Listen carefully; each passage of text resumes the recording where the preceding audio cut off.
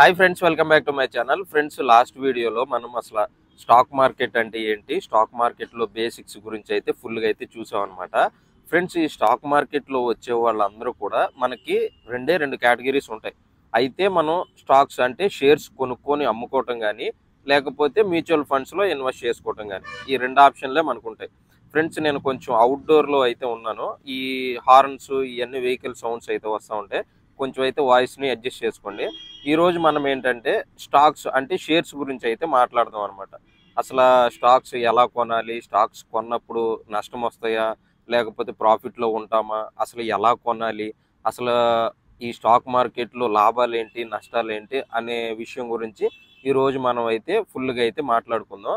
Next category mutual funds గురించి అయితే next వీడియోలో అయితే నేను మాట్లాడతాను. ఫ్రెండ్స్, వీడియో కనుక మీకు ఇంట్రెస్టింగ్గా అనిపిస్తే మన ఛానల్ని అయితే సబ్స్క్రైబ్ అయితే చేసుకోండి. లాస్ట్ వీడియోలో కూడా చాలామంది అయితే చూసి కొంచెం మంచి రెస్పాన్స్ అయితే వచ్చింది. మీరు చూసే ప్రతి వీడియో కూడా మీకు ఇష్టం ఉండి లైక్ కొట్టాలనుకుంటే లైక్ అయితే కొట్టండి. ఫ్రెండ్స్, ఇంకా టాపిక్లోకి అయితే వెళ్ళిపోదాం. ఫ్రెండ్స్, మనకి షేర్ మార్కెట్లో కొన్ని వందల కంపెనీస్ అయితే ఉంటాయి అన్నమాట. ఆ కంపెనీస్లో మనం ఒక షేర్ హోల్డర్గా ఉండాలి అంటే మనం ఆ కంపెనీస్లో ఒక షేర్స్ అయితే కొనుక్కోవాల్సి ఉంటుంది. ఆ షేరు అన్ని కంపెనీస్ కూడా ఒకేలాగా అయితే ఉండదు. కంపెనీ ప్రాఫిట్ని బట్టి ఆ కంపెనీ ఎప్పుడు ఎస్టాబ్లిష్ చేశారు అనే విషయాలన్నిటి మీద ఆధారపడి ఆ ఒక్క కంపెనీ యొక్క షేర్ అనేది ఆధారపడి ఉంటుంది అనమాట. ఇదైతే షేర్ మార్కెట్. మనం షేర్ మార్కెట్లోకి రావాలి అంటే మనం షేర్ మార్కెట్ గురించి ఫుల్గా తెలుసుకొని అప్పుడే మనం షేర్ మార్కెట్లో అయితే డబ్బులు ఇన్వెస్ట్ చేయడానికి అయితే అవకాశం అయితే ఉంటుంది.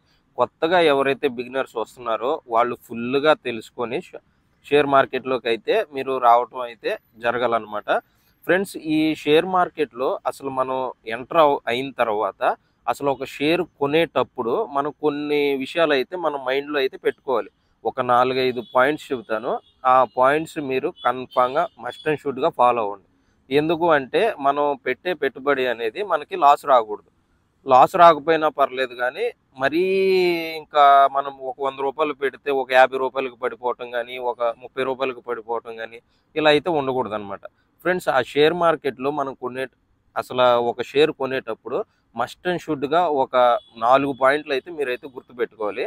ఫస్ట్ పాయింట్ ఏంటంటే అసలు మనం షేర్ మార్కెట్లోకి వచ్చినప్పుడు అసలు మనం ఎంత పెడదాం అనుకుంటున్నాం. అంటే ఇప్పుడు నేను షేర్ మార్కెట్లోకి కొత్తగా వస్తున్నాను.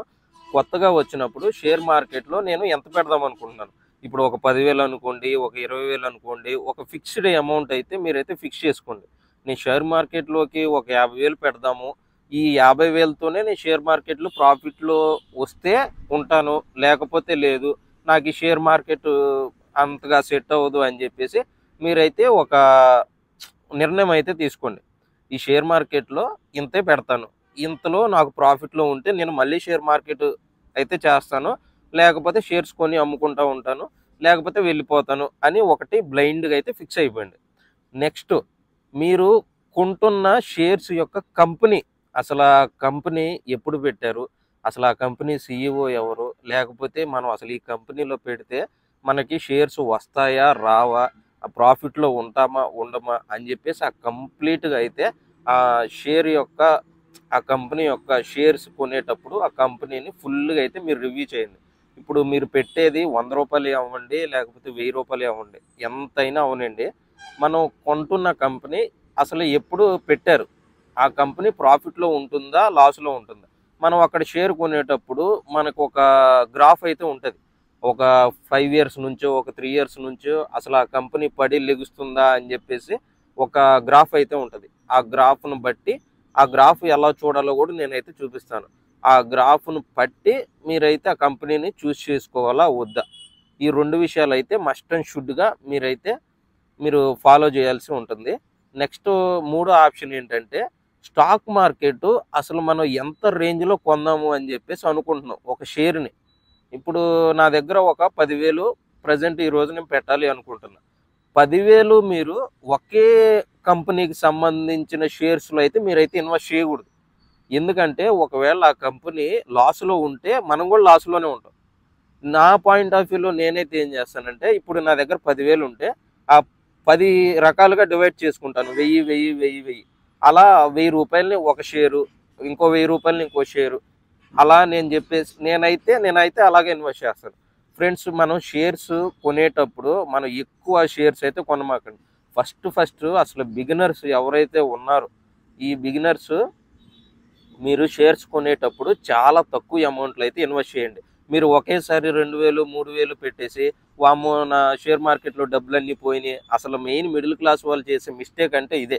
అసలు షేర్ మార్కెట్ గురించి తెలియదు, షేర్ మార్కెట్లోకి వచ్చేసి నా డబ్బులన్నీ పోగొట్టుకున్నాను అని చెప్పేసి ఏడుస్తూ ఉంటారు. మీరు ఈ షేర్ మార్కెట్ మీదే ఫుల్గా అయితే ఉండొద్దు. మీరు ఏదన్నా ఒక జాబ్ చేసుకుంటున్నా లేకపోతే ఏదన్నా బిజినెస్ చేసుకుంటున్నా ఇది ఒక సైడ్ బిజినెస్గానే చేసుకోండి.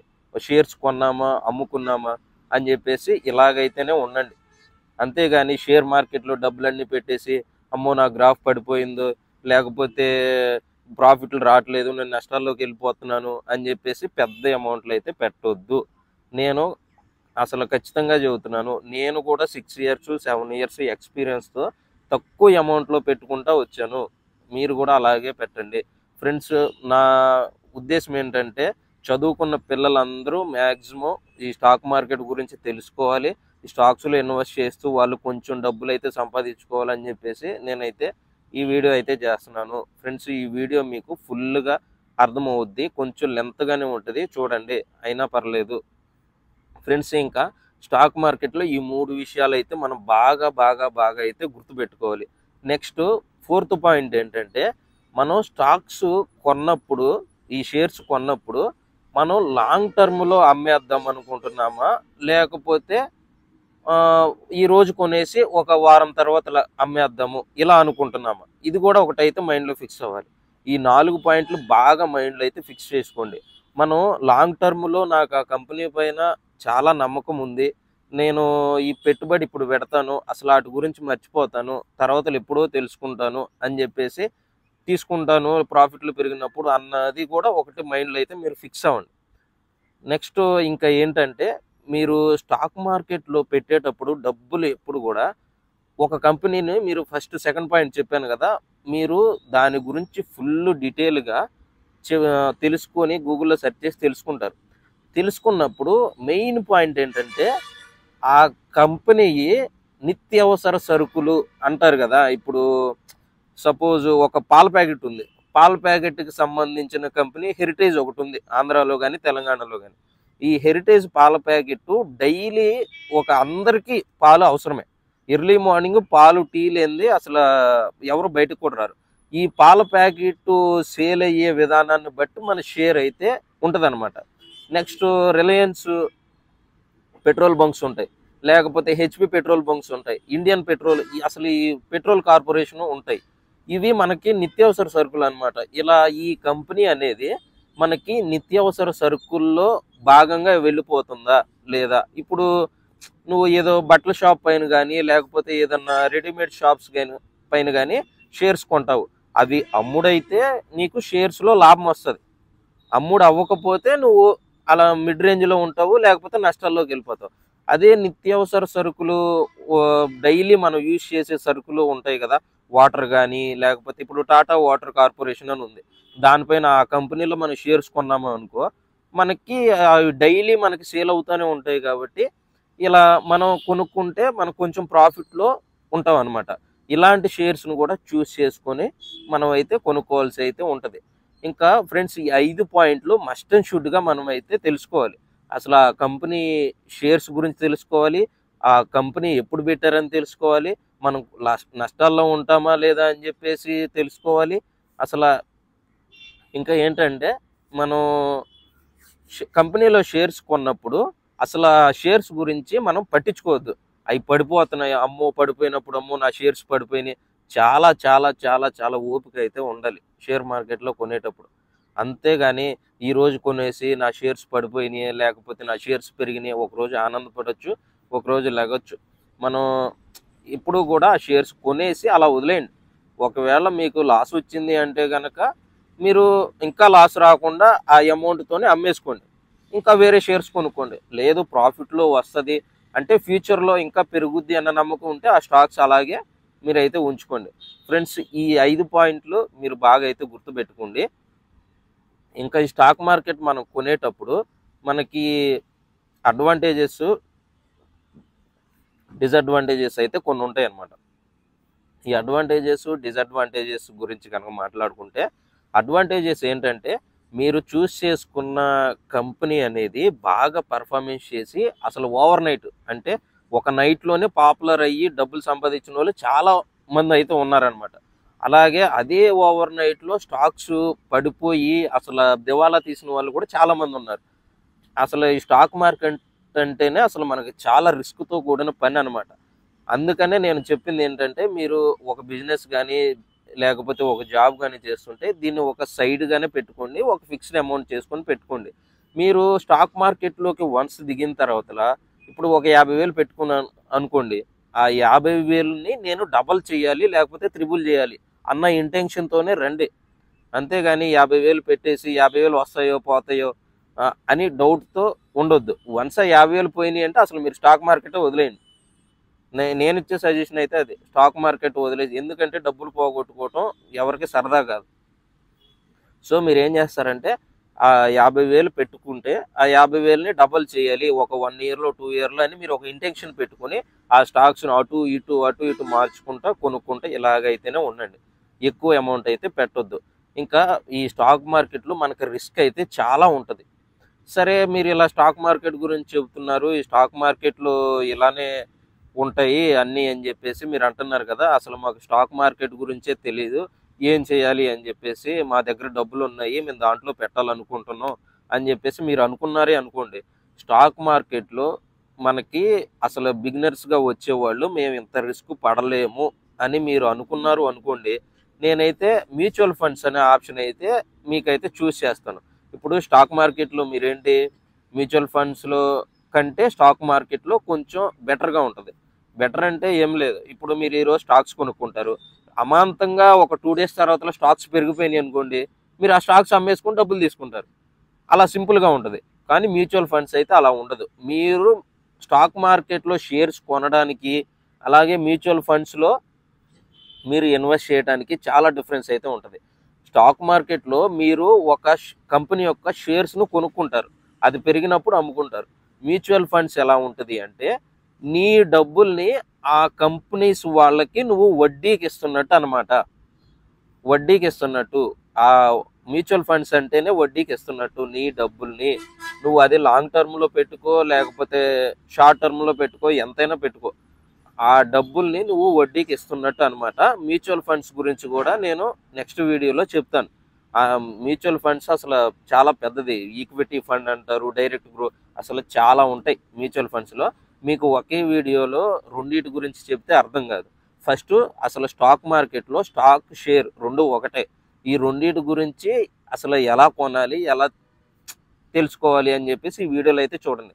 ఫ్రెండ్స్ నేను ఇప్పుడు ప్రాసెస్ మాత్రమే చెబుతున్నాను. ఈ ప్రాసెస్ మీకు నచ్చితే మన ఛానల్ని అయితే సబ్స్క్రైబ్ అయితే చేసుకోండి. అసలు నేను ఈ నెక్స్ట్ మ్యూచువల్ ఫండ్స్ తర్వాత అసలు ఒక యాప్లో యూజ్ చేసి ఆ యాప్లో మనం అసలు ఒక షేర్ ఎలా కొనాలి, ఎలా బై చేయాలి అని చెప్పేసి దాన్ని ఎలా అమ్మాలో కూడా నేనైతే ఫుల్గా అయితే క్లారిటీగా అయితే ఇస్తాను. వీడియో అయితే చాలా లెంత్ అయితే పెరిగిపోద్ది. అందుకనే నేను మీకైతే ఓన్లీ ఇంట్రడక్షన్ మాత్రం స్టాక్స్లో ఎలా పెట్టాలి అని చెప్పేసి నేనైతే మీకైతే చెబుతున్నాను అనమాట. ఫ్రెండ్స్ మీకు స్టాక్ మార్కెట్లో చాలా రిస్క్ అయితే ఉంటుంది. స్టాక్ మార్కెట్లో ఇన్నిసార్లు ఎందుకు చెబుతున్నాను అంటే స్టాక్ మార్కెట్లో రిస్క్ ఉంటుంది. వన్స్ స్టాక్ మార్కెట్లోకి వచ్చాము అంటే కనుక మీరు ఆ అమౌంట్ని మర్చిపోండి. అలా అయితేనే వచ్చి ప్రశాంతంగా నిద్రపోండి. మీకైతే చాలా హెల్ప్ఫుల్గా ఉంటుంది. మీరు మైండ్ ప్రెషర్ తీసుకున్నారు అనుకోండి, అసలు స్టాక్ మార్కెట్లో మీ భయమే మిమ్మల్ని చంపేస్తుంది అనమాట. అసలు ఒకవేళ స్టాక్స్ పెరుగుతాయి అనుకున్న టైంలో కూడా మీ భయంతో ఏం చేస్తారు, ఆ స్టాక్స్ని అమ్మేస్తారు. ఆ స్టాక్స్ని అమ్మేశారు అంటే కనుక తర్వాత పెరిగితే మళ్ళీ ఏడుస్తారు. సో వన్స్ మీరు స్టాక్ మార్కెట్లోకి వచ్చిన తర్వాత మీరైతే మర్చిపోండి, ఆ అమౌంట్ని స్టాక్స్లో పెట్టండి, అమ్ముకుంటూ ఉండండి, కొంచెం ప్రాఫిట్ చూసుకోండి. స్టాక్ మార్కెట్లో వచ్చినప్పుడు ఈ పాయింట్స్ అన్నీ, కీ పాయింట్స్ అన్నీ మీరైతే తెలుసుకొని ఒక స్టాక్ మార్కెట్లోకి వచ్చేటప్పుడు ఇవన్నీ చాలా చాలా చాలా ఇంపార్టెంట్. నెక్స్ట్ ఫ్రెండ్స్ అసలు స్టాక్ మార్కెట్ ఎంత రిస్క్ మేము తీసుకోలేము అనుకుంటే మ్యూచువల్ ఫండ్స్ గురించి అయితే నేను నెక్స్ట్ వీడియోలో అయితే చెప్తాను. ఆ నెక్స్ట్ వీడియో కోసం అయితే మీరు వెయిట్ చేయండి. ఈ వీడియో మీకు ఫుల్గా నచ్చిందని చెప్పేసి నేనైతే అనుకుంటున్నాను. ఫ్రెండ్స్ మన ఛానల్లో ఇలాంటి కంటెంట్ ఉన్న వీడియోస్ చాలా వస్తూ ఉంటాయి. మీరు దాన్ని దృష్టిలో పెట్టుకొని మన ఛానల్ని అయితే సబ్స్క్రైబ్ అయితే చేసుకొని, కొంచెం నేను అవుట్డోర్లో ఉన్నాను, వాయిస్ కనుక మీకు సరిగ్గా వినపడకపోతే కొంచెం అడ్జస్ట్ చేసుకోండి. ఎందుకంటే నాకు కొంచెం వీలు వల్ల కుదరట్లేదు, వీడియోస్ అవుట్డోర్లో చేస్తేనే బాగుంటాయి అని చెప్పేసి నేనైతే అనుకుంటున్నాను. ఫ్రెండ్స్, వీడియో కనుక నచ్చితే మన ఛానల్ని అయితే సబ్స్క్రైబ్ చేసుకొని నన్ను అయితే డైలీ ఫాలో అవుతూ ఉండండి. మీరు ఒక వెబ్ సిరీస్ లాగా ఈ స్టాక్ మార్కెట్ గురించి అయితే మీరైతే చూడండి. మీరు ఫస్ట్ ఇంట్రడక్షన్ చూడకుండా ఈ స్టాక్స్ గురించి చూసారనుకోండి, అసలు స్టాక్స్ అర్థం కాదు. అలాగే మ్యూచువల్ ఫండ్స్ చూసేటప్పుడు మీరు స్టాక్స్ గురించి చూడలేదనుకోండి, మ్యూచువల్ ఫండ్సే బెస్ట్ అనుకుంటారు. స్టాక్స్ బెస్ట్ ఉంటాయి, మ్యూచువల్ ఫండ్స్లో కూడా బెస్ట్ ఉంటాయి. కానీ స్టాక్స్లో వచ్చేపాటికి కొంచెం రిస్క్తో కూడిన పని. వన్స్ ఒకవేళ మనం లెగొచ్చు, పడవచ్చు, అటు ఇటు 50-50 ఛాన్సెస్ ఉంటాయి. సో అందుకనే మీరు ఫస్ట్ ఇంట్రడక్షన్ చూడండి, తర్వాత స్టాక్స్ గురించి చూడండి, ఆ తర్వాత మ్యూచువల్ ఫండ్స్ గురించి చూడండి. తర్వాత మ్యూచువల్ ఫండ్స్కి స్టాక్స్కి రెండింటికి డిఫరెన్స్, అడ్వాంటేజెస్, డిసడ్వాంటేజెస్ చెప్తాను. నెక్స్ట్ ఈ స్టాక్స్ ఎలా కొనాలి చెబుతాను. ఆ తర్వాత మ్యూచువల్ ఫండ్స్లో ఎలా ఇన్వెస్ట్ చేయాలి చెబుతాను. ఆ తర్వాత ఇంకా ఒక బెస్ట్ యాప్స్ చెప్పమని అడుగుతున్నారు, ఆ బెస్ట్ యాప్స్ ఏమేమి ఉన్నాయో కూడా చెబుతాను. ఫ్రెండ్స్, వీడియో కనుక నచ్చితే సబ్స్క్రైబ్ చేసుకొని నా ఛానల్ అయితే ఫాలో అవుతూ ఉండండి.